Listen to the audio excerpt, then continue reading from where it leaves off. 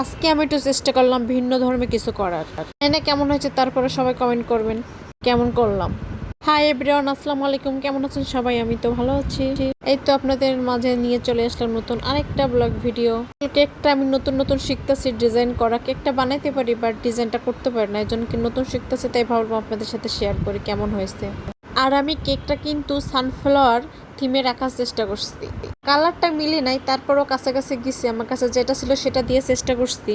আর অনেকদিন ধরে ইচ্ছা ছিল যে কিছু একটা করব, কেকের ডিজাইন করব, কিন্তু সময় করে পারতেছিলাম না। টাইম পাইছি তাই ভাবলাম সানফ্লাওয়ার থিমে তৈরি করি। এটা অনেকদিন ইচ্ছা ছিল আমার। এই তোমার কেকটা বড় বের বানাইতে পারি, কিন্তু কি সুন্দর সফট আর ফুলছে। এবার আমি এটা টুথপিক দিয়ে ট্রাই করে দেখলাম আসলে কেকটা হয়েছে কিনা। কেকটা হয়ে গেছে, এই জন্য আর কি নামাই রাখছি। নামাই কিছু সময় রেস্টে রাখছিলাম, এরপরে ডিমোল্ড করলাম কেকটা। এবার চুলোয় বেক করছি কেকটা, আমি আর ওভেনে দিই নাই। ছোটোখাটোর ভিতরে করার চেষ্টা করছি মাত্র 3টা ডিম দিয়া। ও মার্শাল্লাহ, কেকটা ভালোই বড় হয়েছে। আমি কোনো মাপ বা মেজারমেন্ট করিনি নাই। এবার কেকটাকে ভালোভাবে ঠান্ডা হওয়ার রেস্ট হওয়ার পরে আমি আস্তে আস্তে ভালোভাবে স্লাইস করে নিয়েছি 3টা। যেহেতু নতুন কিছু ট্রাই করতেছি, এজন্য ভয় তো কাজ করে, তারপরে ভয়তে ভয়তে ডিজাইন করার চেষ্টা করতেছি। ভিডিওর ক্লিপগুলো আগে থেকে নেওয়া হয় নাই, পরে যেটুকু নিতে পারছি সেটুকু ভাবলো আপনাদের সাথে শেয়ার করি, কেন নয়।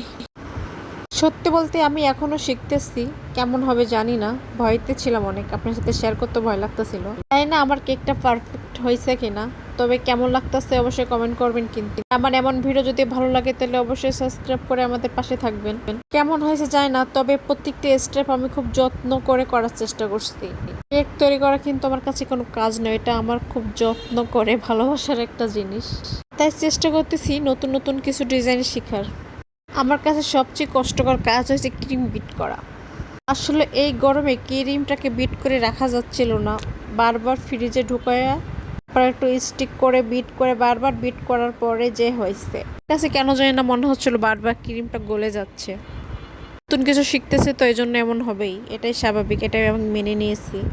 যখন নতুন ক্রিম বেক করতেছিলেন বা কোনো থিমে কেক তৈরি করতে, যখন আপনাদের সাথেও কেমন হয়েছিল অবশ্যই কমেন্ট করবেন কিন্তু। তারপরে কি আর, কেক কাটার পর আমার মেয়ে লেগে পড়ছে কেকটা কাটার জন্য। অনেকক্ষণ ধরে সে বায়না করতেছিল সে নিজে হাতে কেক কাটবে, কিন্তু কেকটা এত সফট হয়েছে যে সে নিজে একা হাতে কাটতে পারতেছিল না। তারপরে আর কি করার, আমি ওকে একটু হেল্প করার চেষ্টা করলাম। আগে তো ওর প্রতি মাসে একটা করে বার্থডে হয়তো, এখন আমি নিজে বানাই দেওয়ার চেষ্টা করব। পরবর্তী কেক কি থিমে হবে অবশ্যই আপনারা কমেন্ট করবেন। আর এমন ভিডিও ভালো লাগলে সাবস্ক্রাইব করবেন। আপনারা যেটা বলবেন আমি চেষ্টা করব সে থিমে কেকটাকে ডিজাইন করার। জানি না কেমন পারবো, কতটুকু পারবো, তারপরেও চেষ্টা করব। আমি মনে করি প্রতিটি কাজই নতুনভাবে কোনো কিছু শেখা উচিত, এজন্য আর কি।